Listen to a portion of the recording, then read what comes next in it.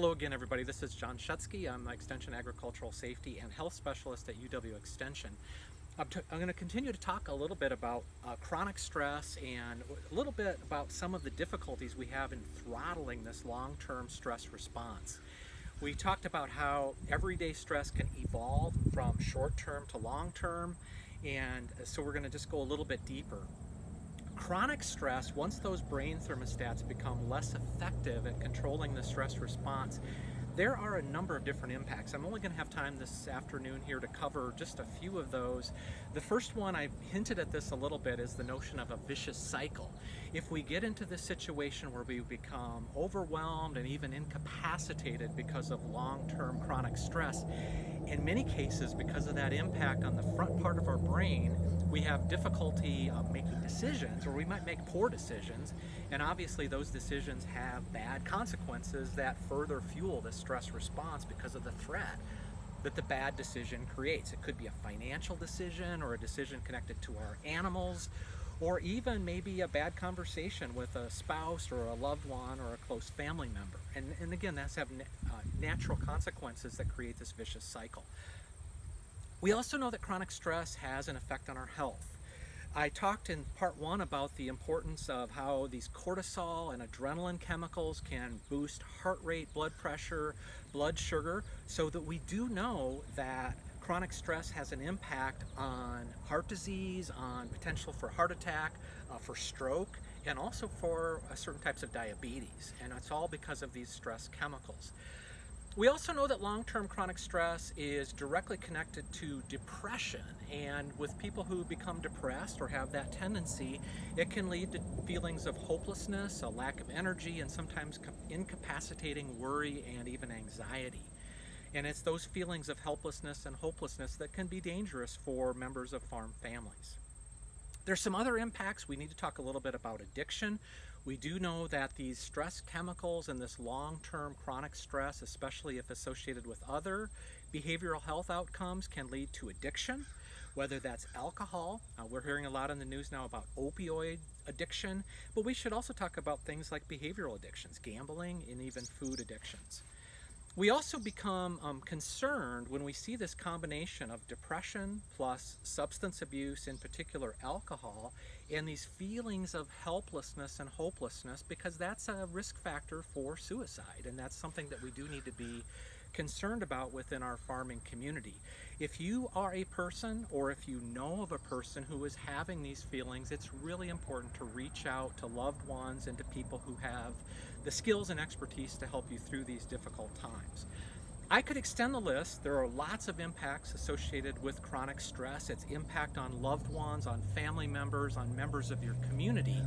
But what I want to do is begin to transition a little bit into the, okay, so what? Like, how do I do this? We talked about the fuel throttle, that throttle lever that happens when we move into chronic stress.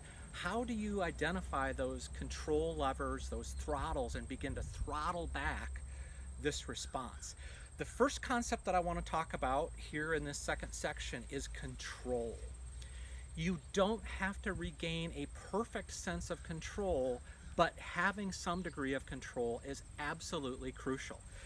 I want to tell you about a classic set of rat experiments, laboratory rats from back in the 1950s and 1960s. I'm going to kind of characterize them as one lump experiment, but there were a number of classical experiments like these back in the 60s especially.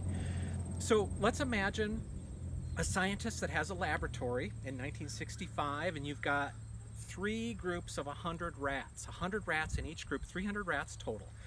The first group of laboratory rats lives a normal rat life. They're in cages, they're fed well, temperature's controlled. They live a normal rat life. They're going to live to be 2 or 3 years old.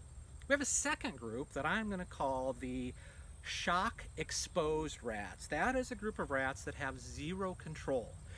They live in their cages, they're fed the same way, they have temperature control, but about 20 or 30 or 40 times a day, they are exposed to a high intensity voltage, a shock like a cattle prod, very startling. It's not enough current to kill or injure the rat, but it's extremely disconcerting. They have no control. There's a third group of rats that have exposure to that same shock as the shocked rats. However, right before the shock is about ready to occur, a little light goes on in their cage, and they know that the shock is coming, but they have a paddle in front of them, or a pedal, like a gas pedal or brake, and they can step on this pedal, and about 30 to 40% of the time, the pedal will actually have the effect of shutting the shock off. 30 to 40%, that means that 70 to 60% of the time, they're still going to get shocked, but they have some degree of control in some situations, and they have a warning that the shock is coming. The outcome is the control group, or the non-shocked baseline rats, will typically live 2-3 years. They'll be healthy, they'll be happy. The rats that are shocked occasionally but have some sense of control will live a life very similar to the baseline rats.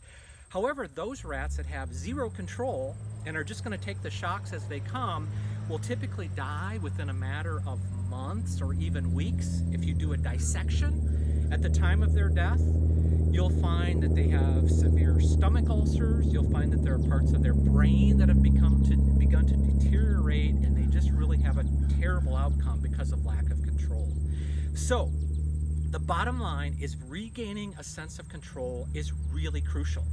Your level of control doesn't have to be perfect. In fact, there's no such thing as really having control in a lot of what we deal with in agriculture, but there's a lot that we can have some influence over.